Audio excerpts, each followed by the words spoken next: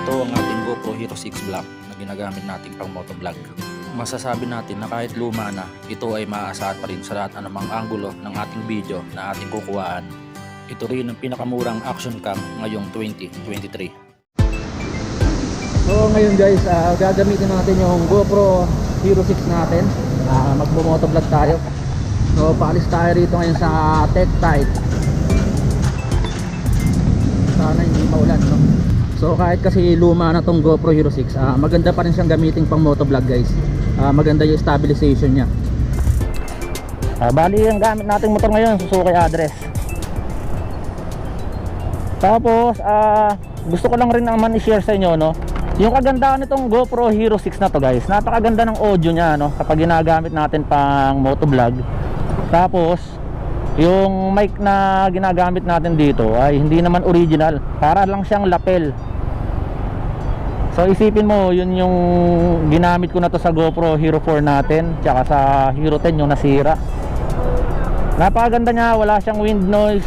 Naikumpara ko to sa mga nagamit ko dati na mamahalin. Nasira kasi yung mamahalin ko na na mic. Sandali lang, siguro mga nakailang video lang ako doon, kasi natatandaan ko umuulan, nagamit ko yun.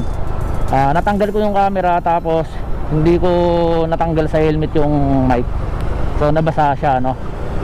Pero ito, yung mic nito, napaka solid na sounds guys. Kung napapakinggan nyo ngayon, wala siyang wind noise. Papunta nga pala tayo ngayon ng Project 8 dito sa may Shorthorn. Tapos kakanan tayo ron sa may sa Road 20. Bali may kukuhain lang ako sa tropa natin. Siya nga pala nga guys, no, kapag ginagamit natin sa motovlogging tong GoPro Hero 6, nakaset siya sa Super View. Kitang-kita nyo naman yung angle ng camera, nakikita yung kamay mo, yung manibela, tapos yung wide ng view ng lugar. Tulad nito, nasa EDSA tayo ngayon. At saka yun nga, tulad na sinabi ko sa inyo, may mga nakakasabay tayo na naka-muffler na mga motor, yung maiingay yung tambutso. Nandito nga tayo sa kalsada, sa highway. So kung nandito kayo ngayon sa kung ano man yung lokasyon natin, napakaingay ng kalsada, pero mapapansin nyo yung boses natin klaro pa rin. So ayan yung kinagandahan din ng GoPro Hero 6, yung clear yung audio. Kasi yun naman ang isa sa mga pinaka-importante kapag magmo-motovlog ka, ay yung yung sinasabi mo, para na-express mong mabuti sa mga viewers mo, kung ano yung ginagawa mo, kung ano yung mga mensahe na gusto mong iparating sa kanila.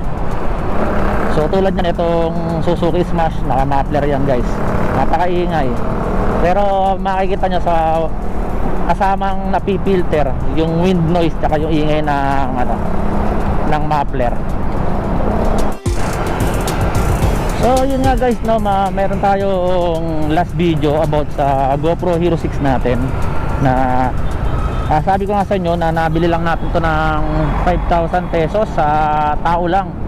Bali nag-search ako sa Facebook, kasi kung magsisimula kayo mag-vlog tapos wala pa kayong masyadong pambili ng medyo mahahalin na na camera, kasi yung 5,000 na yun guys, pinag-ipunan ko talaga. Noong time kasi na yun, meron akong GoPro Hero 4, medyo maalog kasi siya. Itong GoPro Hero 6, kaya gusto ko, meron kasi siyang stabilization. Tapos napakamura na niya sa 5,000 na nabili natin. Kasi yung iba nagre-range pa ng mga nasa 6,500 to 7,000 yung GoPro Hero 6. Maganda rin naman siya. Yung mga last video natin, puro GoPro Hero 6 na yung pinang-captured natin dyan. Tapos yun nga, gagawin ko kayo ng video regarding sa kung ano yung settings na ginagawa natin kapag ginagamit natin siya for motovlogging, no? So nandito na tayo ngayon sa may Congressional guys. Medyo malapit na tayo sa pupuntahan natin dito sa may Project 8. So ito, nag-U-turn tayo para makapunta tayo sa Shorthorn. Sa mga rider dyan, alam ko familiar na iba dyan. So ito yung simula ng kalye ng Shorthorn, no? Part na to ng Project 8. Bali dito kasi papunta yung tropa natin. May kukuhain akong dokumento doon. Nakalib siya kasi ngayon, bali wala siyang pasok.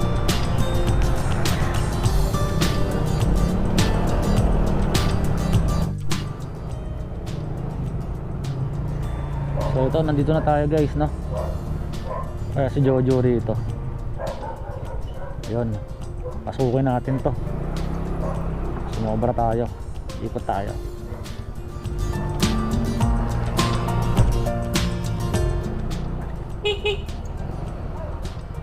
Kasalubong nga lang pala kayo.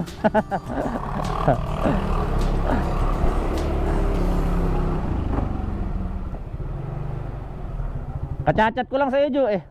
Kachat ko lang sa'yo. So dito tayo sa kay tropang Jojo. May kukunin tayong dokumento, no?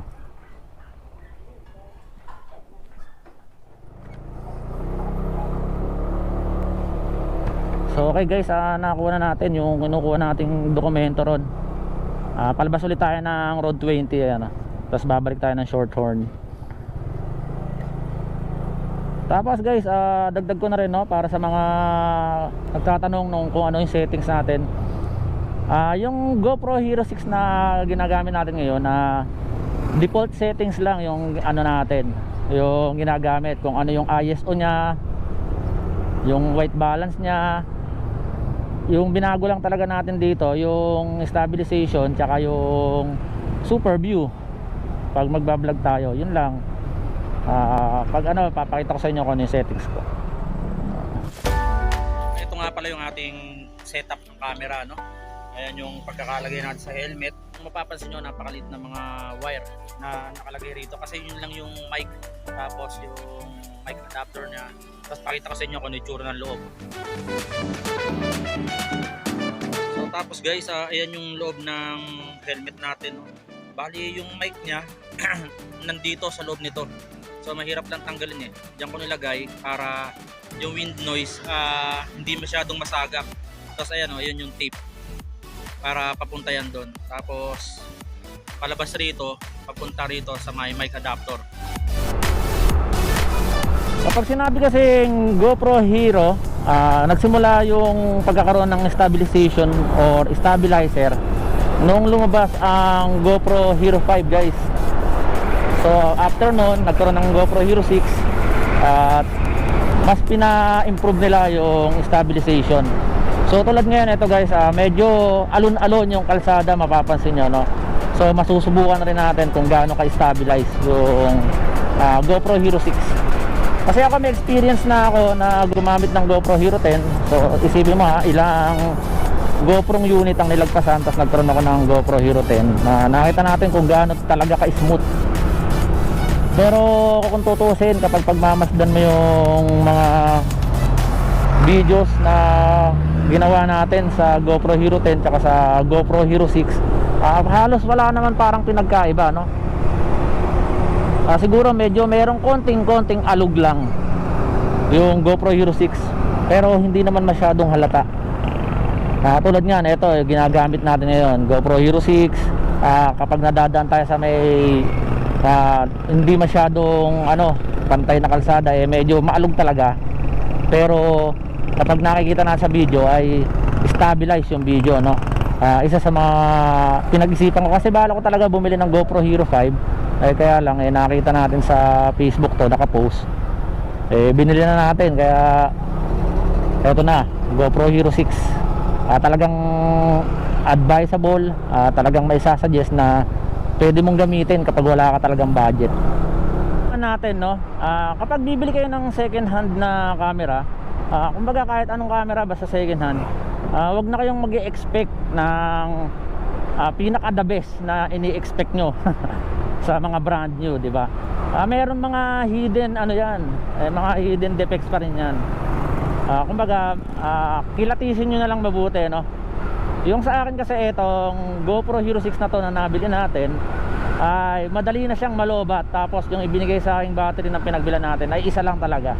So napakaswerte ko talaga at meron akong nakaswap na na merong battery ng GoPro Hero 5 hanggang 8 Binigyan niya ako ng binigyan niya ako ng 3 battery katumbas ng isa lang na binigay ko. So napakaswerte ko ron, may nagagamit akong spare, no.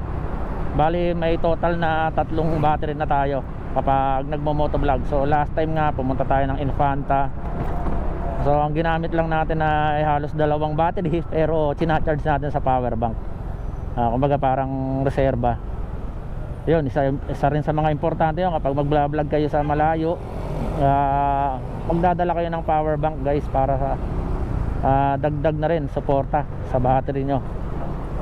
Tapos extra memory card. So usapang memory card, dapat SanDisk, yung original, kahit 32 gig lang yan, basta original. Kasi hindi naman oras-oras or every moment na may pupuntahan kayo naka-open yung camera mo. Kumbaga yung pinaka-importante lang. Kasi pagdating naman sa edit, meron ka pa ring matatanggal na mga video na maganda eh. Kasi ang hinahabol mo dyan, yung i-maximize mo yung oras. Kuwari, within 20 minutes, pero yung nabuo mong vlog ay more than 1 hour. Kumbaga pipiliin mo yung pinaka-the best. Kaya nga sabi ko sa inyo, pag pupunta kayo sa isang lugar, be familiarized, tapos yung mga importanteng detalye lang.